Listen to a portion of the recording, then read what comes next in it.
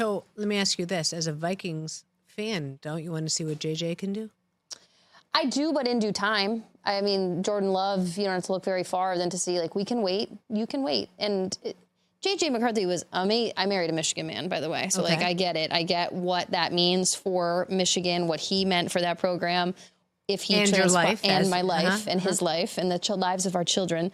But JJ can, it's okay. He can wait. And I will just insert, I'm the only one sitting here who's not married to a Michigan man.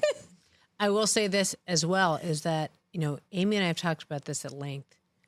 There's something to be said for having that time with a quarterback who's willing to teach. And I appreciate that a lot of these owners want to see what they have and get their money's worth fast, and they worry about the rookie contract, et cetera. My heart broke for JJ when he got hurt as a Michigan guy and just as a human being. But I do think there was something to be said about learning from the bench and taking your reps.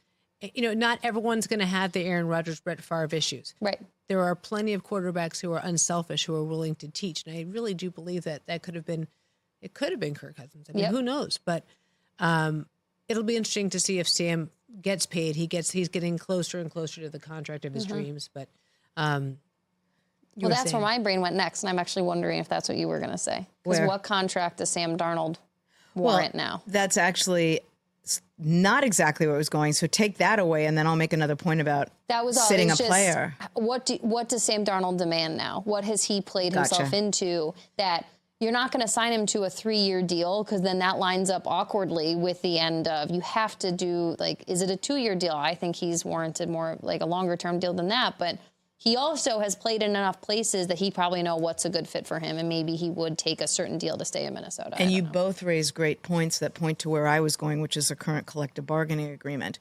You mentioned players mentoring other quarterbacks. Well, what about in Kansas City when Smith mentored Mahomes? Mentored Mahomes.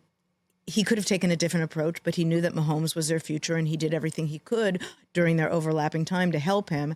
And now we talk about the Darnold contract. What do they do with McCarthy? The fact is, when the current CBA, which is now the umpteenth iteration of the one that we put in, I think it was roughly 2011 or so, teams no longer have the luxury of sitting quarterbacks as long as they could. You saw you saw Aaron Rodgers sit behind Favre. You've seen other quarterbacks sit for longer. Under the current CBA and free agency and the salary cap, you can't do that as much anymore. And Jordan Love behind Rodgers. There you go. I mean, so. Is it the rookie deals are the 4-year deals, right? Or are they 5? 4 with an option. Yeah, it depends on where you're drafting and positioning and. Right. I'll throw this out there too for another one to chew on. And again, this, I like to give credit, Minnesota Vikings on SI. Over the past 4 weeks, Darnold has completed 68% of his passes for an average of 289 yards per game with 11 touchdown passes, 0 interceptions. Pro Football ranking him as the best quarterback in the NFL since the win over Jacksonville, a hair above MVP favorite Josh Allen. Wow. I mean, you raise a great point, Jamie, about what kind of contract does he want? What kind of contract can you give him? I know if I'm the Vikings, I try to keep him. Yeah. Because any quarterback is a play away from an injury. Yeah. I try to keep him. And the question, he may decide he'll take less money to stay in Minnesota than to go somewhere else. Yep. He's obviously found a very good synergy with the coach, with the team that didn't exist at his other stops.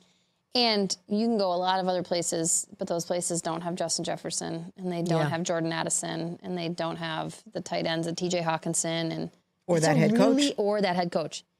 And they're really good offensive line. It's a really good team.